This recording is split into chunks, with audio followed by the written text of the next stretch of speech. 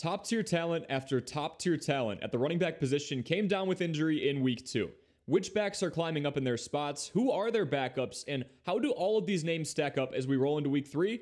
Let's run through these rankings to find out. I am tossing Aaron Jones, Austin Ekeler, Miles Sanders, Isaiah Pacheco, and Breece Hall in an injured category at the bottom because their status looks like a coin toss or worse. Ask me any questions you have about them in the comments, please. We kick things off with Christian McCaffrey against the Giants here in week 3 with 6.4 yards per carry and a pair of touchdowns behind quite possibly the best offensive line in the league. The leader among backs in a standard PPR format is a no-brainer here. Volume. He has the most rushes of any back at 42 right now, and the other half of this guy's game, the receiving end, hasn't even really taken off yet. CMC has 6 catches on 8 targets for 36 yards. This is a running back on a team that has an NFL futures line of 12.5 wins, meaning a game script full of second half runs should be on his plate. If the Niners are near that line, barring anything crazy happening, CMC is in for another phenomenal year, and he's already off to a great start. Well, it took 2 weeks for Bijan Robinson to enter the top 2 on this list, having 6.2 yards per carry on 29 rushes and having the 8th best yards before carry mark at 3.8 yards. That's right. Robinson is averaging 4 yards per carry before the first point of contact, and we know how he handles contact. This is an ideal situation. The environment he's in gets even better when you look at the fact that the Falcons run the ball more often than anyone else. They run it 58.7% of the time, sticking true to the identity they built back in 2022 when they ran the ball the second most often of anyone else. The only team to run more than them was the Bears. The highly touted prospect from Texas leads all backs so far with 10 receptions, and he and Desmond Ridder have only failed to connect on 1 target. Don't think twice about starting this guy. Tony Pollard is getting all of the touches in the world in Dallas right now with 48 total over the course of the first 2 games. He's only at 3.6 yards per carry, but keep in mind he's not just working between the 20s on the field anymore. When there's a 3rd and inches play, a 2nd and goal play on the 2-yard line, or something of that nature, Zeke isn't stepping in to get the tough yards anymore. And 5'6" Deuce Vaughn surely isn't doing that either. It's Tony Pollard's job. The Cowboys have blown out both of their opponents so far. They are 12-point favorites this week against a Cardinals team that is still rolling with Joshua Dobbs until Kyler is back. I like a lot of garbage time, run out the clock touches for Pollard in this matchup. Josh Jacobs has been forgettable so far. He's taken 28 rushes for 46 yards for an abysmal 1.6 yards per carry to begin his year, but the offensive line has done him 0 favors. He's averaging 0.3 yards before contact, so Josh Jacobs travels a foot on average before a defender tries wrapping him up, and then the rest is up to him. So far this season, his receiving involvement is bailing him out. 7 catches on 9 targets for 74 yards, with 5 of those catches being in week 2, has salvaged Jacobs' value just a bit. So who does he play this week? Oh, how about a Pittsburgh Steelers defense giving up a league-high 5.6 yards per carry, and they've also given up the most fantasy points to backs. Granted, they have faced Christian McCaffrey and then took on Nick Chubb for 1 quarter, but then Jerome Ford ran in and logged 16 rushes for over 100 yards. This Pittsburgh front has looked contained. Josh Jacobs is looking for a breakout performance on the ground. I think the conditions are right for one here. I'd usually say I'm a bigger fan of Derrick Henry in standard and half-point PPR leagues, but through a pair of weeks, he has 5 catches on 7 targets for 71 yards. Considering Henry never averaged more than 2 targets per game in a full season until just last year, this is definitely progress. He does turn 30 this year, and with only 3.6 yards per attempt and 1.6 yards per attempt after contact, he'll need that pass-catching upside to stay afloat. Derrick Henry was limited in practice with a toe injury on Wednesday, but the fact he was even participating that early in the week at all is usually a decent sign. Just make sure you monitor it. Joe Mixon is somebody I wasn't very high on coming into the season, but a couple of factors have pushed him up to this number 6 spot here in week 3. For starters, he's becoming more and more involved in the pass-catching game, like Derrick Henry actually. After logging a career-high 60 receptions on 75 targets last year, Mixon is 7 for 10 with 53 yards through the air. He actually has just 1 less target than Tyler Boyd at the moment. Another factor is that Joe Burrow is bruised up. Now, either the Bengals bench him for Jake Browning or Burrow plays at less than 100% after re-aggravating that calf injury. Either way, those sound like run-heavy scenarios to me. Mixon has taken advantage of his limited opportunities on the ground, seeing that he's averaging 4.4 yards per carry on 26 rushes, an improved mark. The Rams are another team that have had trouble containing the run as they've allowed 5.3 yards per carry. A hurt quarterback, more receiving volume, and a weak run defense. Yeah, let's roll with Joe Mixon this week, barring anything crazy. We begin the beats here with Ramondre Stevenson, the RB1 for a suddenly very pass-heavy Patriots offense. The Pats have flipped their offensive identity 180 degrees by having Mac Jones throw the ball 96 times and opting for pass plays 67% of the time, the 4th highest rate in the league through 2 weeks. That's the Bill O'Brien effect. Lucky for Ramondre Stevenson owners, the number 15 running back overall in standard PPR formats has been involved in that passing game. He's hauled in 9 of his targets and got in the end zone in the Patriots' loss to the Dolphins last week. New England faces another AFC East rival in the Jets this weekend, and as 2.5-point favorites, I anticipate they'll have an opportunity to lean on the run a little bit more if they can get and keep a lead against this lost New York offense. Kyren Williams is one of a couple of surprise breakouts on this Rams offense, and it's mostly because of how surprisingly poor Cam Akers had played. After Akers put up 29 yards on 22 rushes in week 1, he sat out week 2, and trade talks ensued, and he just got traded to the Vikings about an hour before this recording. Williams ended up getting an astronomical 95% of snaps, so the guy doesn't even have to be all that efficient at the moment, to be honest. He's the only running back to score 4 touchdowns in total so far, with 3 on the ground and 1 through the air. Williams is also tied atop the leaders in running back targets with 12 of them. He's essentially an impromptu all-purpose back for a Rams team embracing a ton of unexpected heroes on offense. Of the 25 times the Seahawks ran the ball in week 2, 17 of those carries went to Kenneth Walker III. Zach Charbonnet, meanwhile, had just 4 rushes. Walker's efficiency hasn't been the best, but he does have a pair of scores on the season so far. He faces off against the Panthers team next, and that unit has been a lot stronger in their secondary than up front. They've allowed under 150 passing yards per game through 2 weeks and held Derek Carr and the Saints offense down to below 230 passing yards and less than 7 yards per attempt. That tells me that Seattle, who is also favored by 6 points in this game, may lean more on Walker III and that run game in general against a team allowing 4.5 yards per carry. James Cook has been everything we've wanted and more, considering we knew he was getting the starting role, was efficient last season, and showed some pass catching upside already. Well, he's currently the RB9 in standard PPR and has done well across the board. He's kept up the high yards per carry mark we saw from him last year as the secondary back, and now that he's the main back sitting at 5.8 yards per carry, we feel pretty good. He's also the most efficient rusher on the team right now, even greater than Josh Allen. Jahmyr Gibbs owners are seemingly able to breathe when it comes to his usage heading into week 3, since he is the feature guy with David Montgomery going down with a thigh injury.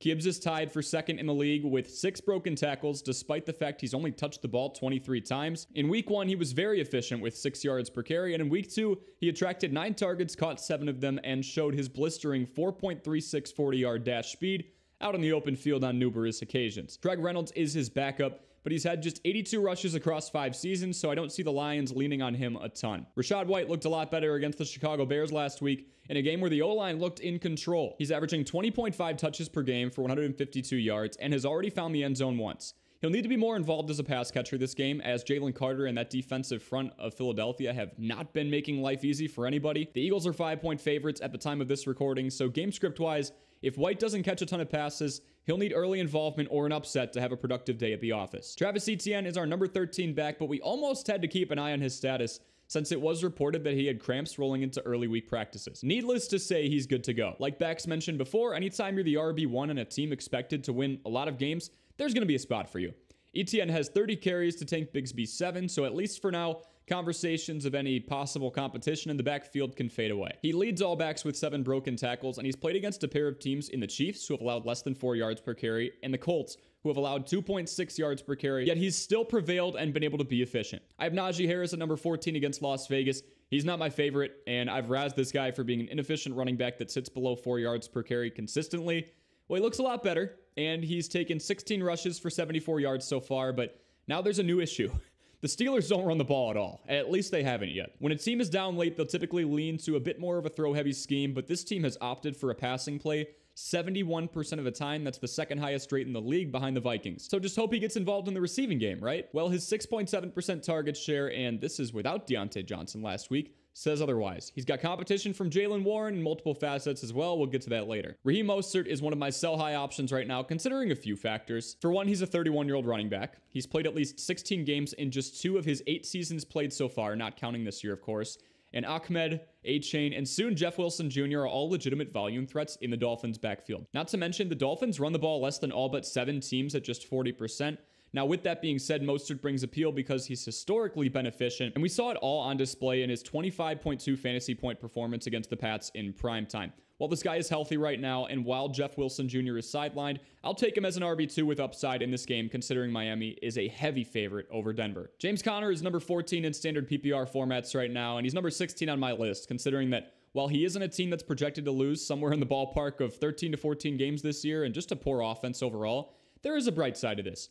James Conner is this team's entire offense right now. Out of the 105 plays the Arizona Cardinals have run so far, Conner has touched the ball on 42 of them. All 3 red zone rushes for this team have gone to him, but now the matchup. Yeah, playing the Cowboys is not fun.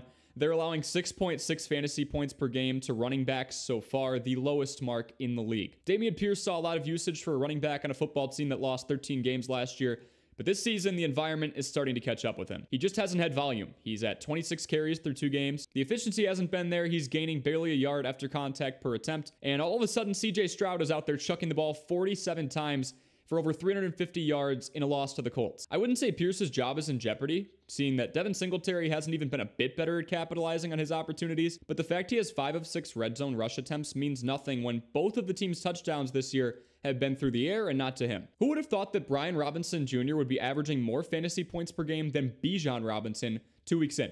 Not I. Well, judging by the fact I have him at 18th overall in these rankings, you could probably gather. I imagine he'll come down to earth a bit here. The Commanders' starting back has taken 37 of the team's 51 carries and has accounted for 3 of Washington's 6 touchdowns so far. He has a nightmare matchup against the Bills this week, considering they're 14th in fantasy points allowed to running backs, despite having to face the Jets running back duo and Josh Jacobs. They're also favored by 6.5 points, indicating if any back is going to have an opportunity in this game, it'll be our number 10 guy on this list in James Cook. I'm continuing to get more and more excited about Jaylen Warren. He broke free for a 30-yard catch and run against the Browns last week. He was in for 43% of snaps. That's the second highest percentage of his young career. And he's had 6 targets in each of his first 2 games. He has been more of a prominent receiving back than Najee has, and with Deontay Johnson now on the IR, opportunities should continue to come his way. While Pickett looks to build confidence on these throws, we can enjoy building our fantasy team's value by having Warren on it. Here's another redemption opportunity, and the seat gets a little hotter with Cam Akers entering the Vikings backfield now. We're talking about Alexander Mattison. Alexander Mattison is pretty tough to get behind at the moment, I'll be honest.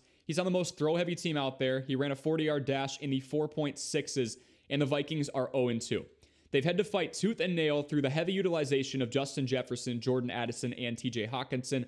And when they've used Mattison, he hasn't really done much. His longest rush through 19 attempts is just 9 yards. With 10 targets, it looks like the passing game is where Mattison will have to get more involved to be effective against the Chargers this week. DeAndre Swift and the Eagles' usage of him put on one of the most confusing back-to-back performances I have ever seen. In week 1, he's in for 25% of snaps. He gets the ball twice and puts up 1.3 points, while Kenneth Gainwell takes the bulk of the workload. In week 2, he gets the ball 31 times, takes 28 rushes for 175 yards, scores a touchdown, and finishes as the running back 2 overall on the week. Rashad Penny is getting paid just over $500,000, so the Eagles aren't too financially tied down to feeling like they have to use him a ton. He's actually getting paid less than Boston Scott, fun fact. Swift draws a tough matchup against the Tampa Bay Buccaneers team, allowing just 3.3 yards per carry so far, but at least for now, it seems like the backfield is his, tentatively. Keep in mind, he has a top 3 rushing QB from a volume perspective to compete with for touches on the ground as well in Jalen Hurts. Javonte Williams comes in at number 22 on this list. He hasn't been too productive on the ground, failing to hit 100 rushing yards despite having 25 carries on the season.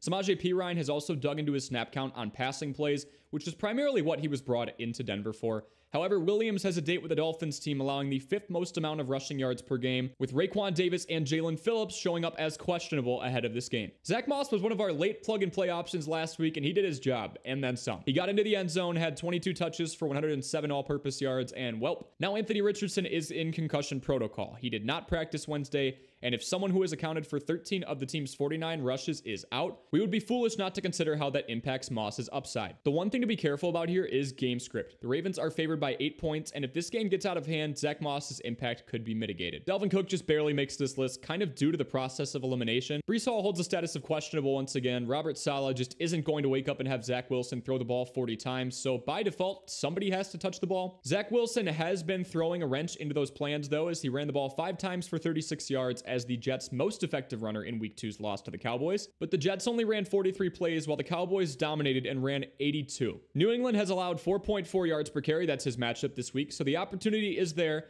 It's just going to come down to Dalvin getting the ball in his hands. Jerome Ford takes the 25th spot on our rankings list for this week, even with Kareem Hunt joining the team. It was announced that Hunt will take a back seat to Ford, which makes sense considering that Ford subbed in for Nick Chubb, and at least box score wise, it was like Chubb never left. He broke 100 yards on 16 rushes, and now of the 31 carries he's had this season, he's broke 6 of them free for at least 10 yards and 4 of them for at least 20. Plus, even though Hunt was literally just on the Browns, it's tough for someone to walk in and get a ton of snaps when they have 4 days to gear up, practice with pads on, and get as close to full speed as possible. Ford won the running back 2 job over Hunt in the offseason, so this signing is likely just to bring up some more support in the running back room.